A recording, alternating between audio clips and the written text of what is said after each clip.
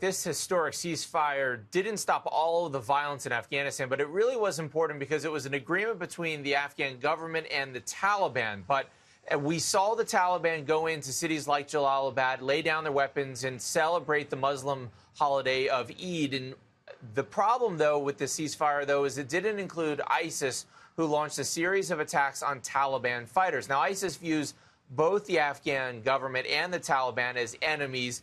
And ISIS used this ceasefire to attack the Taliban in two different situations. Yesterday, they killed 36 people, all Taliban fighters or people connected to the Taliban. And today, they launched another attack, killing 19 people in Jalalabad. So this ceasefire was really important for the Afghan government and the Taliban for proving that there is a possibility of a ceasefire, but it excluded the ISIS militants, which really have grown in presence and capability of launching attacks, Eric.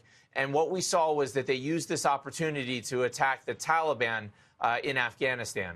Wow. Well, with ISIS out for blood against the Taliban, I mean, what's the potential of the ceasefire actually, being extended or actually potentially being held at some point?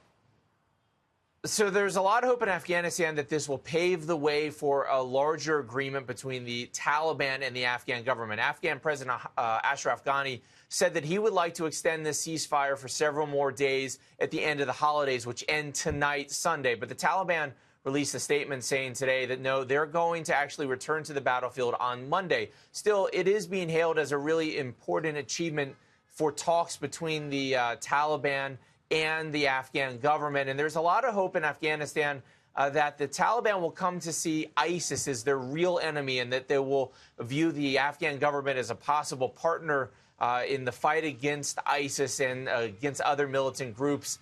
That's probably a stretch too far right now, Eric. But the fact that the Afghan government and the Taliban were able to agree to some type of ceasefire, while it wasn't perfect, it did hold for about 3 days.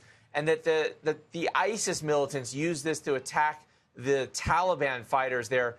There is a lot of hope that this may lead to some type of understanding between the Afghan government and the Taliban, that there are much more in common in terms of where they see Afghanistan going, and that they will work together to battle ISIS. That is still a real far step away from where we are today. But there is a lot of hope right now, Eric, that this is a stepping stone.